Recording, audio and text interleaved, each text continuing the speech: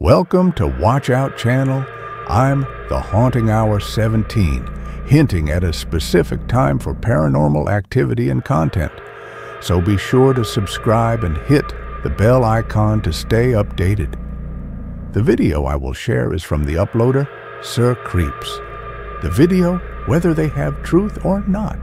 You are the one who will judge what you have seen and what you have been touched by in the videos. Be sure to watch till the end of the video, because there are many more paranormal clips waiting for you at the end. Maraming salamat po, and enjoy scary watching.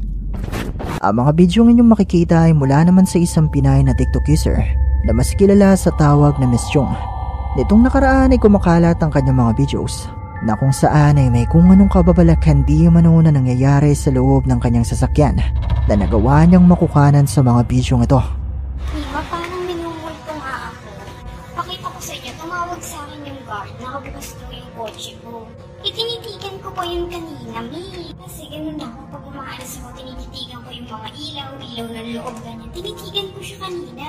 Grabe, hindi ngayon pinababalik ako dun sa parking. Bukas na bukas talaga yung mga ilaw. Ang weird. As in, nagtatanda ako na tinitigan ko siya, May. Tapos tumawag sa akin yung guard, sabi bukas po yung mga ilaw ng kotse. Kaya plano ko, May, maipapablessing ko. Tanda niyo yung kamay sa kabilang video. Hindi mo lang basta-basta natatakot, May, pero kanalimutan talaga ako.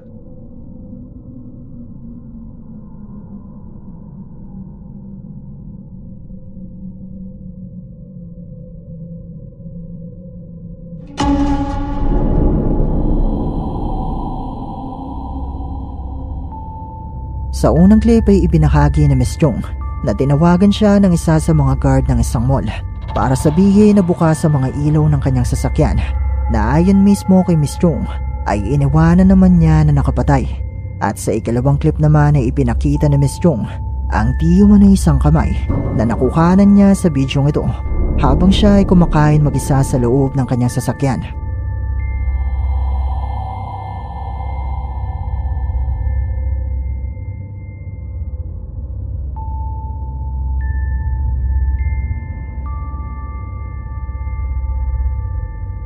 Matapos ang pangyayaring ito ay muling kumalat ang isa pang video ni Miss Chong na kuha nitong nakaraan na kung saan ay muli di umanong may nahagip ang kanyang kamera sa loob ng kanyang sasakyan. May mga nag-withdraw na yung akong kapatid din nagpunta. Sila daw ay may outing ng hingi ng salapi. Nakakaiyamot Ayan ga ang mga nayopak. Kakabad tray. Aray, si Dudong sinamahan ako at ako'y natatakot pag gabi ako'y nalabas. Nangupit pa nga, Mima. Ayan ga, nangupit agad ng 1 kyaw. Ay naman, aray. Mga kapatid ko'y tikal. Aray si Roxy, tinan nyo, parang mamasang sa kabaret. Lagi yan nasama pag may outing. Hindi naman kami yan batay. Ayan, ang kakapal ng mukha na dekwatan ako. Mula sa bahaging ito ng video ni Miss Chong, makikita mula sa likuran ng kanyang ina ang animoy sa pang babae na nakatitig sa kanya.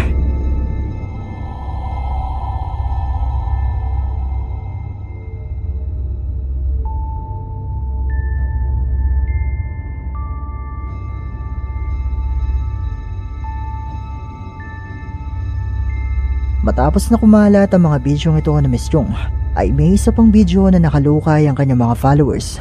Nakuha noong araw na binebendisyonan ng sasakyan ni Miss Chong. Narito ang video at pagmasdan mo ito ng mabuti.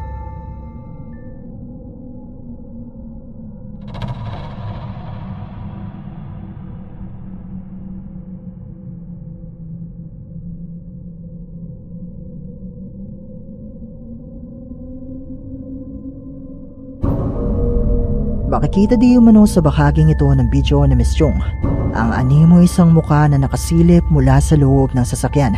At ilan pa sa mga comments sa video ito ang nagsasabi na meron di umanong babae na makikita na nakaupo sa unahan ng sasakyan.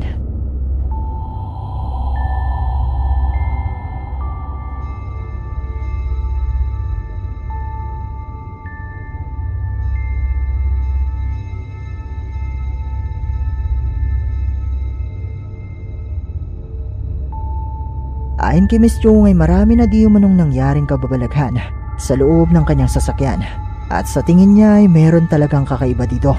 dahil maging ang kanyang kapatid ay nakakaramdam din ng kakaiba mula rito. Iyan ang sabi niya, Mima. Nga pala, isasabay ko na rin ang pagpapabasbas sa sasakyan mo. Natatakot na ako eh. Sabi niya, may multo ata dito. Sabi ko, bakit? Bago yan.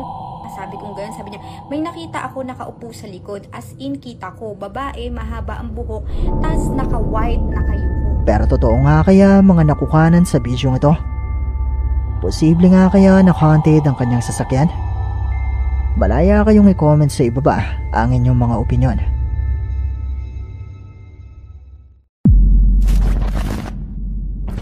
May isang TikTok user na nagngangalang Josh ang nagbabahagi ng mga video sa kanyang TikTok account tungkol sa kanyang mga nakapangingilabot na karanasan sa kanyang tinutuluyang bahay na di umano'y haunted. At narito nga ang ilan sa mga video na kanyang ibinahagi. Okay, I am completely alone right now. And I just started hearing noise coming upstairs, so I'm gonna go check it out. So tired of this. So tired of this. Start. In the heck?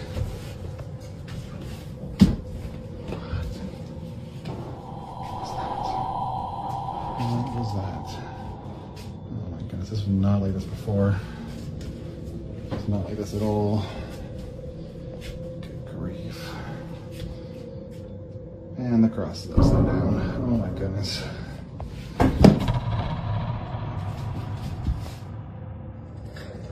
Yeah, I definitely heard something down there. Bang or something.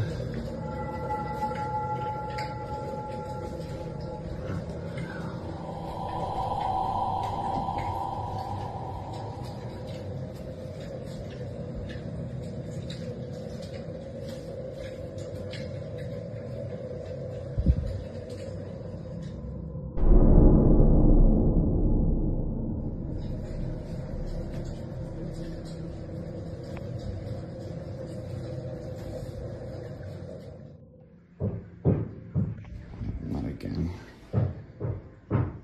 Here he goes downstairs. This is definitely not good.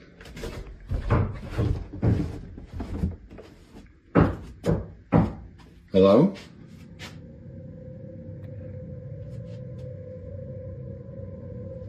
Hello?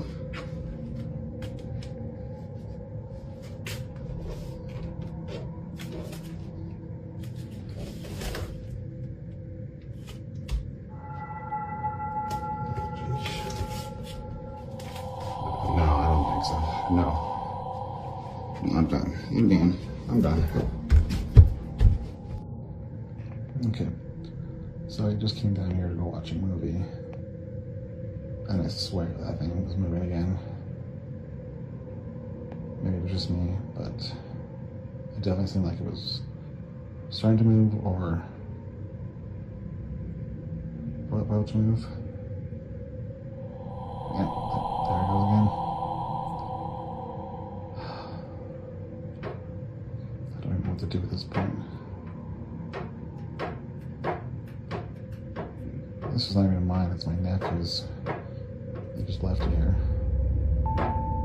Nag-umpisa ang lahat sa mga simpleng tunog na naririnig niya sa loob ng kanyang bahay, na sinundan naman ng kusang paggalaw ng kanyang mga gamit na nagawa niyang maidokumento sa mga bidyong ito. Pero tila ito pa lamang ang simula dahil mas tumindi pa ang mga sumunod niyang nakuhanan.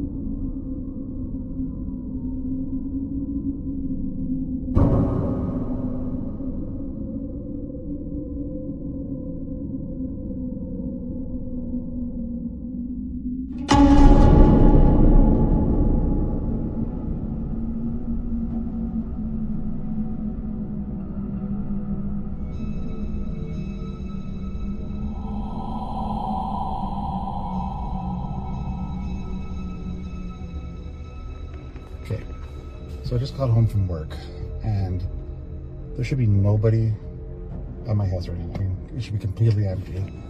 But I just pulled up, and what is that? Is that a person? What is that? There should be nobody in the house. Nobody at all. Okay, well, I guess I'll check it out.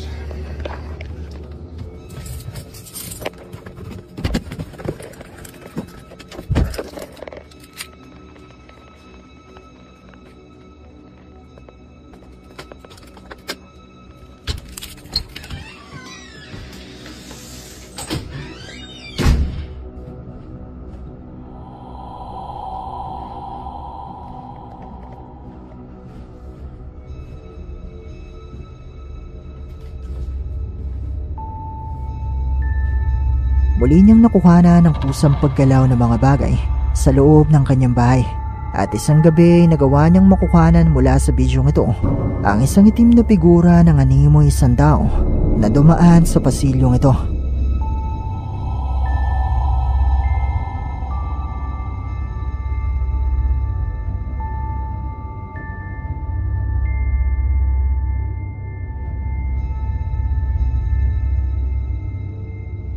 Sinubukan pa niyang sundan kung saan ito nagtungo, pero katulad ng inaasahan, wala namang kahit ano na naroon na katulad ng nakukanan niya kanina. At sa sumunod na gabi,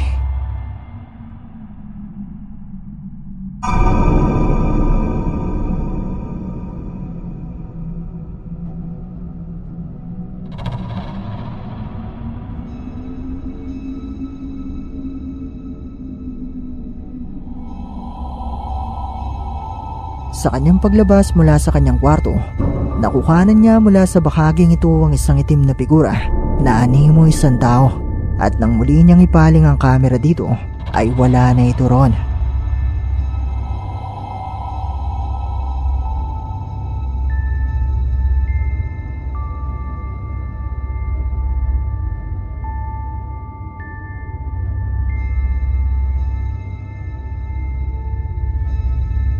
Ayon kay Josh ay hindi niya ito nakita nung gabing ito, at nakita na lamang niya ito matapos niyang i-review ang kuha ng kanyang kamera. Pero hindi pa dyan nagtatapos.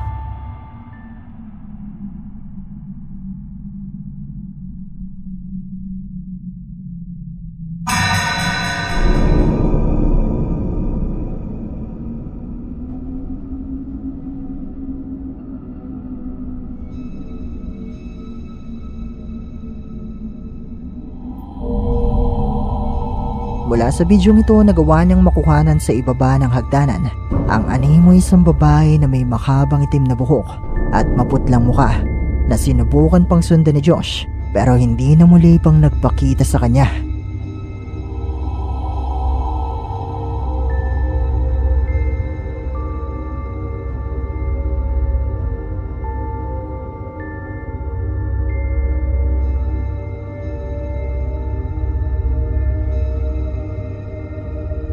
Ang mga tunog at mga pagpaparamdam kayang ito na naitokomento ni Josh ay mga patunay na totoong haunted ang bahay na kanyang tinitirhan. Mga multo nga kaya ang nagpakita sa mga bidyong ito? O bahagi lamang ang lahat ng ito ng isang TikTok ARG? Kayo, ano sa tingin nyo?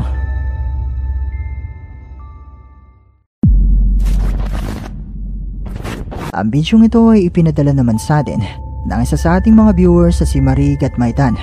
At kuha naman di umano ang bidyong ito mula sa kanilang CCTV sa loob ng kanilang tindahan. Isang gabi matapos di umano itong may record na boses ng animoy isang bata na bumibili.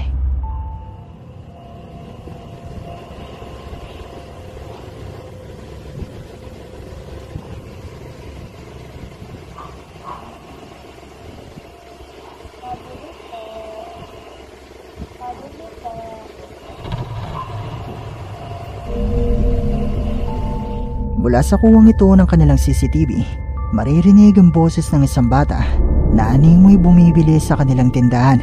Pero bang nakapagtataka di umano dito, ay wala naman di umanong bata na naroon.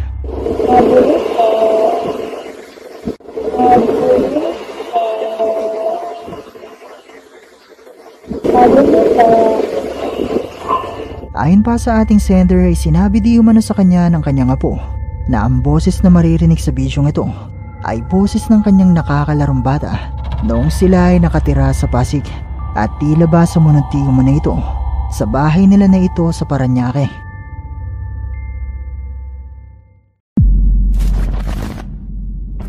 Ang ghost hunter na si Franco na may-ari ng YouTube channel na Franco TV ay binisita ang isang abandonadong pabrika na pinaniniwalaang haunted. Sinasabing noon ng may-ari ng pabrikang ito ay ibinapabaon na lang ang mga katawan ng mga trabahanting pumapanaw sa loob ng nasabing pabrika para makaiwas sa kung anumang komplikasyon at danyos. Kung kaya naman marami sa naging trabahante ng pabrika ang misteryosong naglaho na lang, nakalauna na nadiskubre na nakabaon pala sa ilalim ng lupa ng pabrika. Kung kaya naman marami ang naniniwala na magpasa hanggang ngayon ay nagmumulto pa rin ang kaluluwa ng mga taong ito dahil hindi sila nagkaroon ng pagkakataon na mabigyan ng makatao at maayos na libing. At sinubukan nga mag-imbestiga ni Franco para mangalap ng mga patunay na ang pabrikang ito ay totoong haunted. God, I can't see anything. Turn this around. Things that I'm not sure about. And I feel like with me, especially when I went to that one tomb, kind of opened up my eyes a little bit. Like, holy crap, I felt more stuff than I've ever could have imagined by going in that one tomb. Alright, so I have to be extremely careful because there is a dog right over there watching me. And that's a completely different dog now. And I want to be able to explore this room here.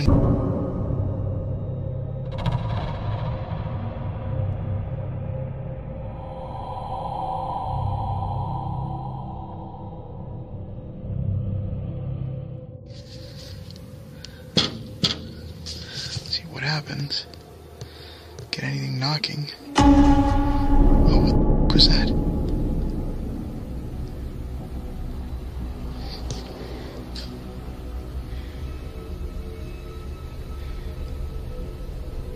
Holy shit. I just saw something move. I don't know what the hell it was. I just saw it.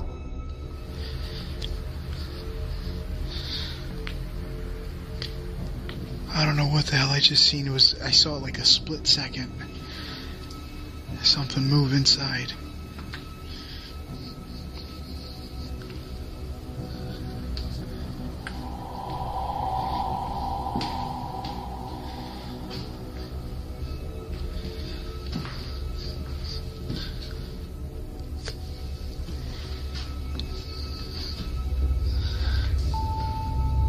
Sa umpisa pa lang ng pag-iimbestiga ni Franco ay nagumpisa na niyang makuhanan sa bahaging ito ang animo isang tao na nakamasid sa kanya.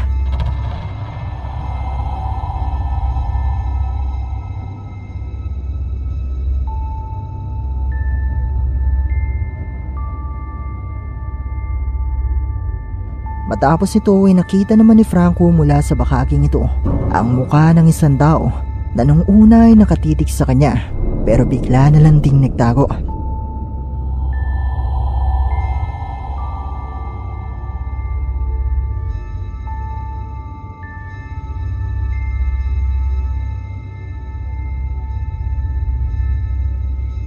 Matapos ito ay nagpatuloy pa rin si Franco sa kanyang pag-iimbestiga at nagpasya siyang libutin ng iba pang bahagi ng abandonadong pabrika. I was in here.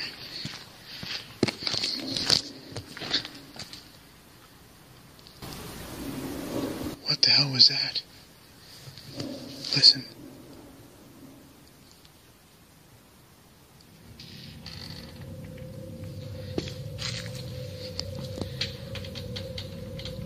What?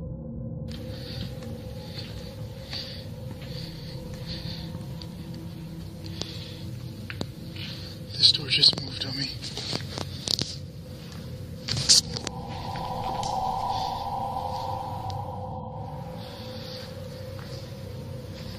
Are you the same person I seen?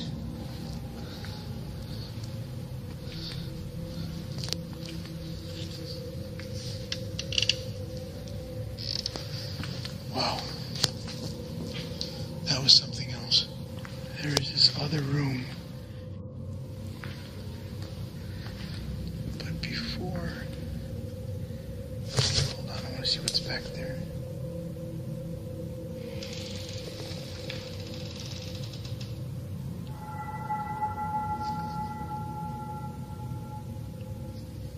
Let's move the door.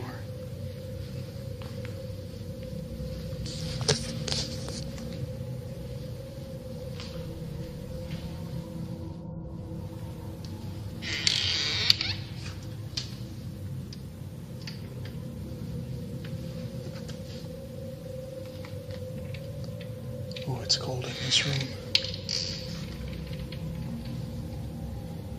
Super cold.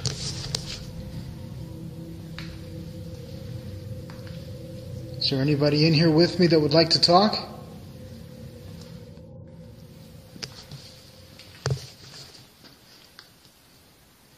Somebody's water bottle. Hello?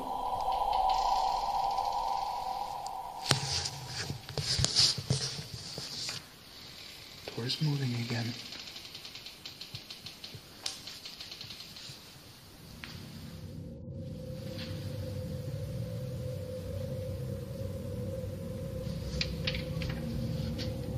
Yo, this has got me tripping out. I'm about to run. Holy shit.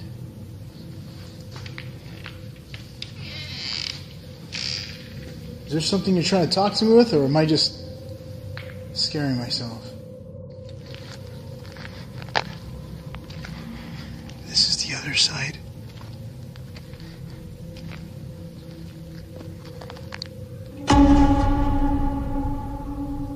What the fuck is that? I think I just saw something move again. Hold on.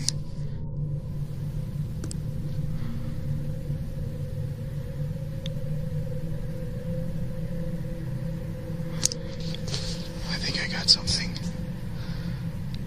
Bring up the brightness here.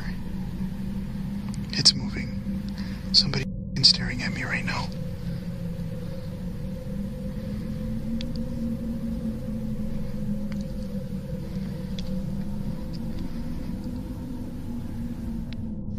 I don't even know if they see me because I have no lights on, just IR. I'm gonna turn on my flashlight.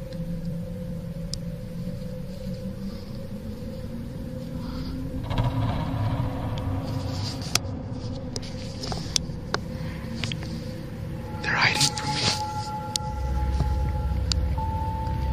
Nagumpisang makarinig si Franco ng mga ingay at nagawa na rin niyang makuhana ng kusang paggalaw ng mga pintuan ng pabrika. At habang si Franco ay nasa labas ng gusali, nakita niya mula sa bintanang ito ang animo isang tao na nakasilip sa kanya na agad na nagtago ng matapatan na ito ng kanyang flashlight.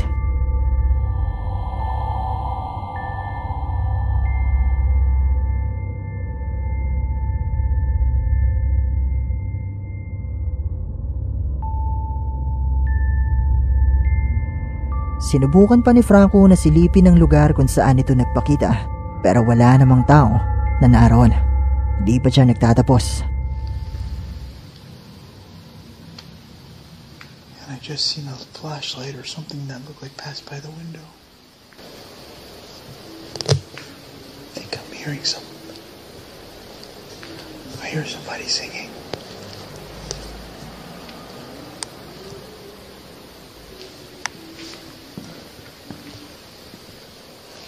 Nope. It's coming from what the is that? It's coming from in here, I think.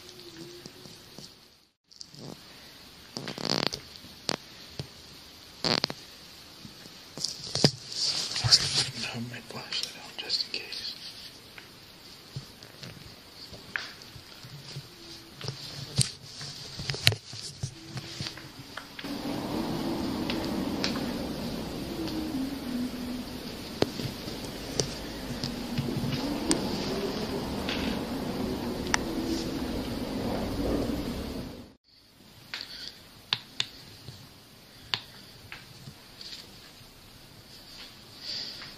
Trying to turn on an extra IR light.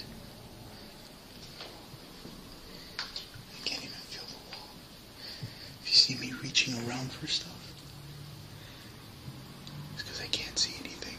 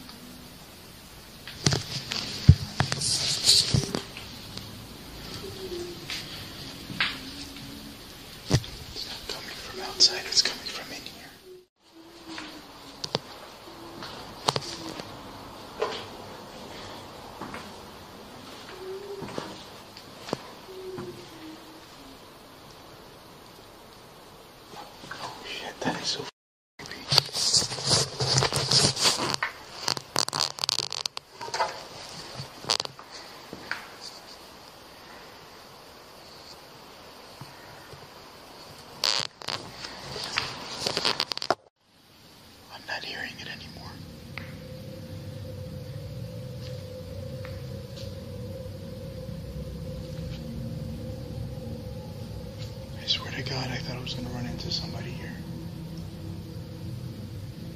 And it sounded like a woman. Habang nasa basement si Franco ng pabrika, narinig niya ang isang boses ng animoy isang babae na kumakanta. Pero hindi na niya nagawang makahanap pa ang pinagmumula ng mga boses na ito.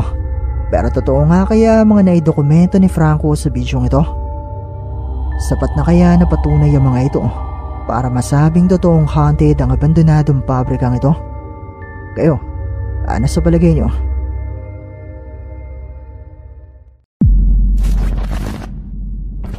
Ang bidyong ito ay mula naman kay Facebook user Rick Wade na ipinadala naman sa atin ng isa sa ating mga viewers na si Erica.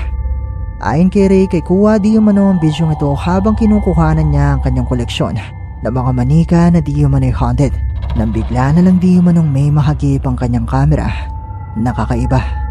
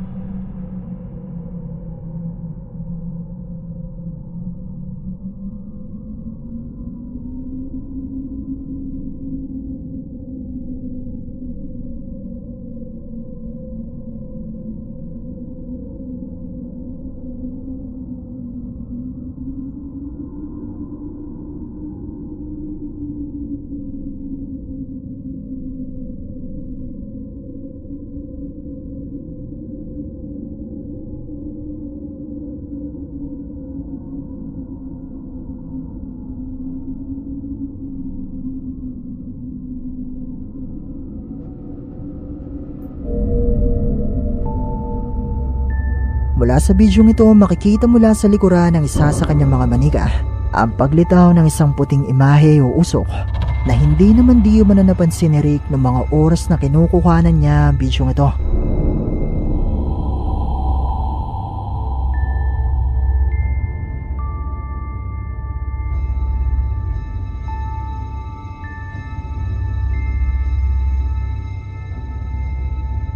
Ayon sa ating sender ay posible di umano na ito ay isang kaluluwa na nagmula sa isa sa mga manika ni Rick na di umano ay haunted.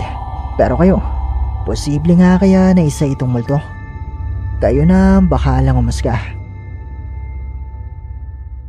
Please like and subscribe to my Watch Out channel. This is a big help to me as a content creator. So be sure to subscribe and hit the bell icon to stay updated. Because I am old, so please, and to give you many scary and horror videos to come. Maraming salamat po, and see you again. In my next videos, I'm the Hunting Hour 17.